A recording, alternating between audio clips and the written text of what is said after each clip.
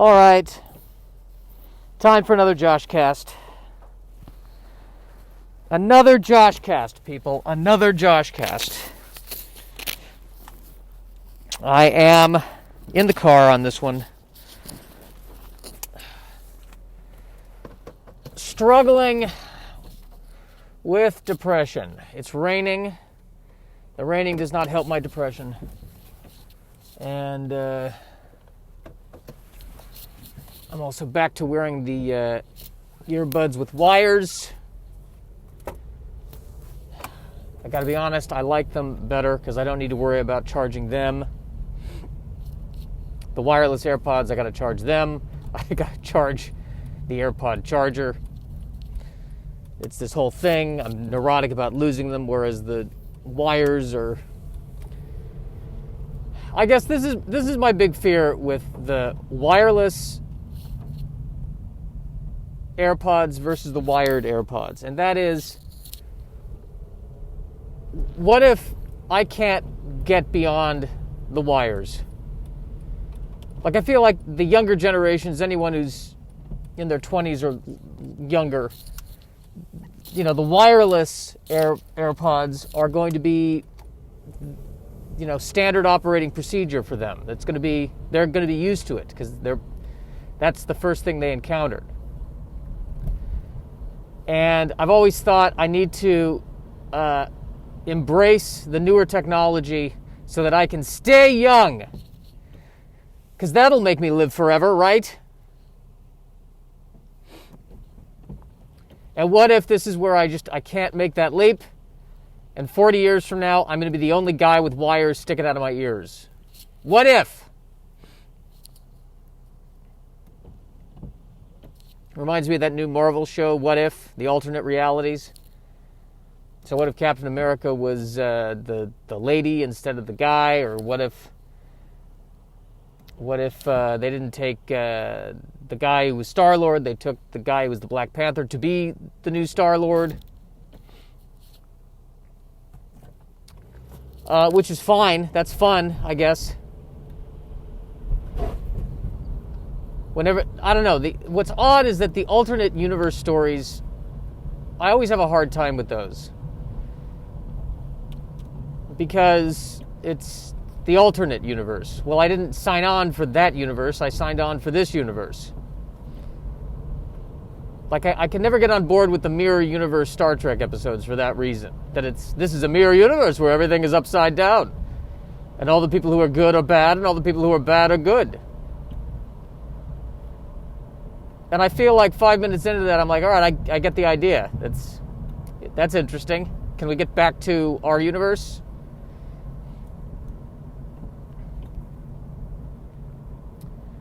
Even though they're both fiction, perhaps I need to remind myself of that. Perhaps I need to remind myself of that. Excuse me, I need to turn on the rear defroster. It's raining today. It's raining in North Hollywood.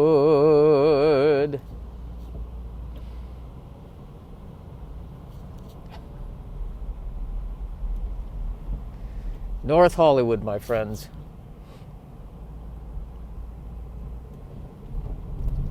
I don't know how it's allowed to be called North Hollywood.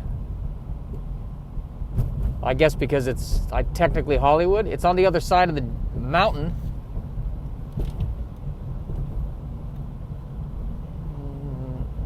So I guess when they were carving out Hollywood, they're like, okay, well, here's Hollywood. And we also get the mountain and that thing on the other side of the mountain. What are we going to do with that? I don't know. Someday there may be a need to have 29,000 99-seat equity theaters in a 2-block radius. And when that happens, North Hollywood will be there. North Hollywood will be there. So the revelation I made is that I feel too guilty when I make fun of people, which is a problem if I want to be a stand-up comedian. That's why I tend to only make fun of myself. But I've also found See, here's my. I find that when if I try to make fun of others in stand-up, it never works as well as when I make fun of myself. And I can't tell if it's because I'm a bad comedian or if it's because my guilt at making fun of others comes through when I'm making fun of others and I'm not okay with it, so the audience is not okay with it. Which actually would be the same thing. That means I'm a bad comedian.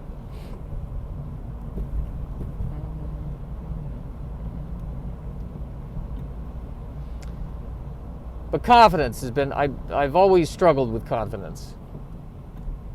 That's my number one issue.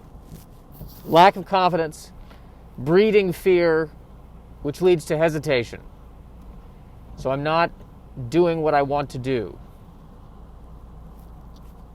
And then making a bunch of fear-based decisions. Like, for instance, I don't want to write a novel. I want to do stand-up. I don't want to write a comic book. I want to do stand-up.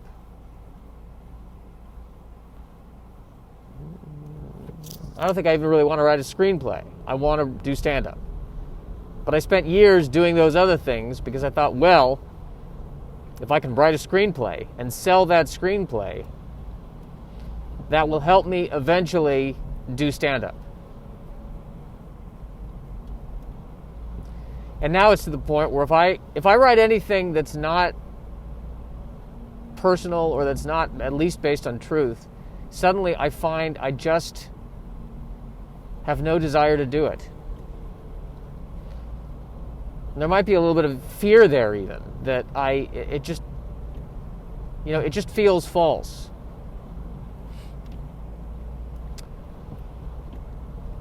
And I can't tell if I'm writing a character and I don't know who this person is, I'm writing a series of cliches with a name. That's what that feels like.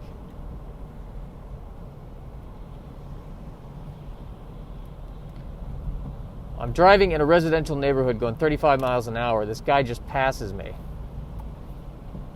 The speed limit is 35 miles an hour. I don't think it's the time to be going 50, but what do I know? And yet, if I drive in Colorado, suddenly I'm driving too fast.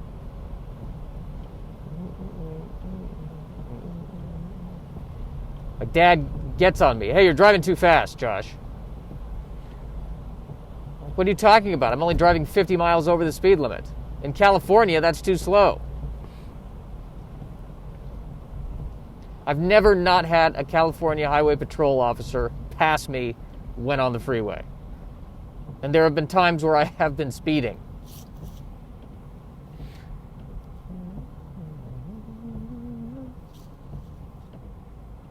If you're doing anything less than warp 9 on California, you're impeding the flow of traffic.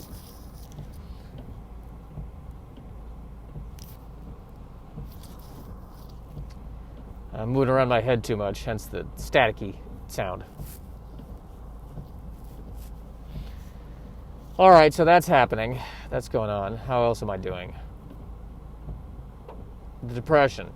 I wanted to get up at 7:30 this morning, and I ended up getting up really at 9.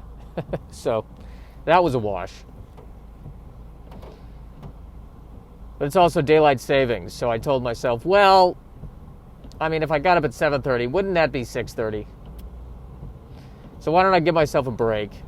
And yes, I'm getting up at 9, but isn't it really 8? So haven't I kind of won?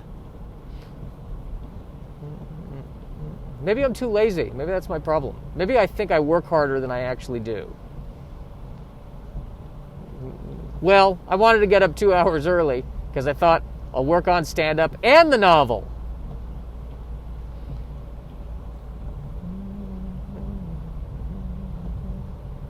But the novel, working on the novel in and of itself, is a fear-based decision, potentially. Because the thing, if I really want to face my fear, if I really want to face my fear, I have to accept the fact that all I really want to do is stand up.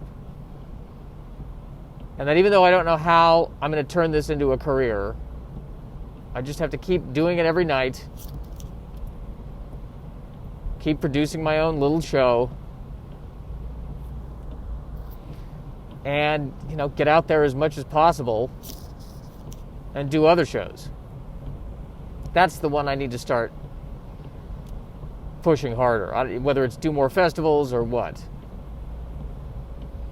But even then, that just, I don't know how much of that is fear versus just the annoyance. Because I don't want to do something that's not well run.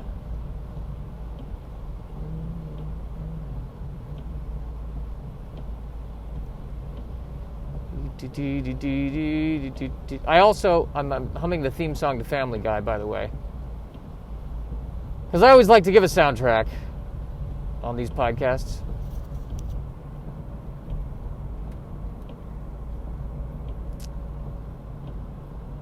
But I just keep, what I keep coming back to is if I can get 1 million followers, then all my problems will be solved. And I think it's the opposite. I think I got to do what I love. And if 1 million followers come, they come. If they don't, they don't. And I got to put what I love out there. And what I love is stand-up. So I just got to keep putting my stand-up comedy out there. I'm doing these videos on TikTok. Sometimes I'm able to cut out clips of my stand-up. Sometimes I just record into the camera. And I heard another stand-up describe how people are in TikTok, stand-ups in TikTok, are just recording into the camera. And they were lamenting that it's not really, all these kinds of content, the TikToking and the podcasting, it's not really stand-up. It's kind of stand-up. It's comedy adjacent, I think was the term they used.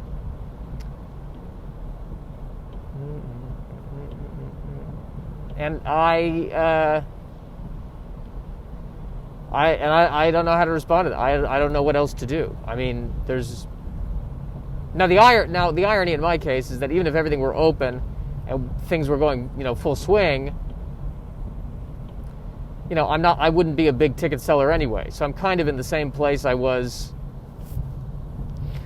before this started. I mean, actually, now that I think about it, because I've been TikToking pretty heavily, and I'm up to about 750 followers, whereas a year ago I was at 0 followers. So in some ways I'm better off now than I was a year ago with regard to social media. And what helped was not being able to do stand-up. Or rather, only being able to do the Zoom shows.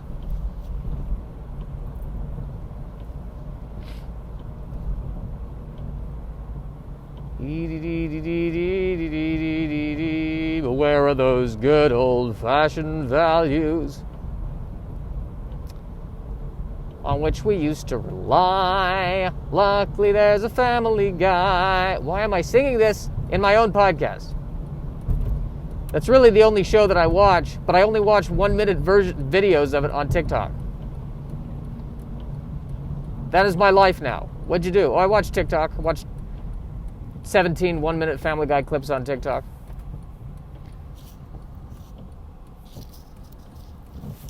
That's how I ingested my art. What did you do? What did you do?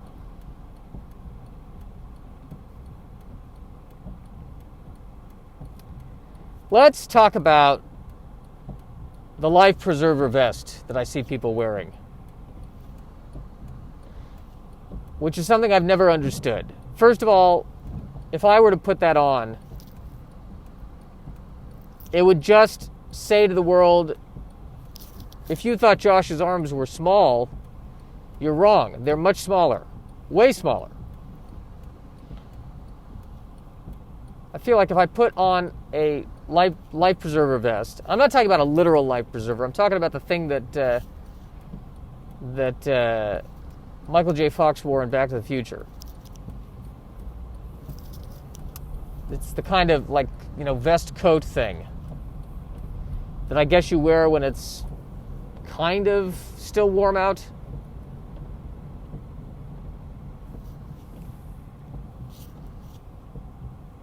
Yeah, I just don't like the look of it. It makes you look top heavy. Makes me look top heavy. There I am, disassociating again. And then if it gets too cold, I'm saying to myself, this isn't working, I need the coat. So I'd rather just have the coat. You know what it reminds me of? It reminds me of Batman. And I've talked about this before, but I'll talk about it again. Batman v Superman, Dawn of Justice. The scene where he's fighting Superman and he's wearing all that armor, which enables him to crash through buildings. Shouldn't he always be wearing that armor?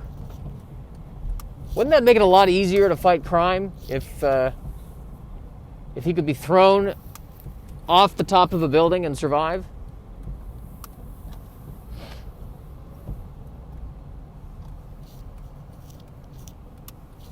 It's literally like if Iron Man fought crime 75% of the time just in his suit. I mean his blazer jacket. But maybe that's why Batman doesn't always wear the armor, because then people will be like, "Oh, are you Iron Man?" "No, I'm Batman." Well, shouldn't you call yourself Iron? I'm not gonna. No, I can't call myself Iron Man. I am Batman. I am Iron Man. I'm Batman, and I can't. If I wear the armor all the time, then everyone's going to say I'm Iron Man. So I got to I got to risk death to keep my sense of identity. Are you happy, America? Are you happy? All right. Well, that's the end of this.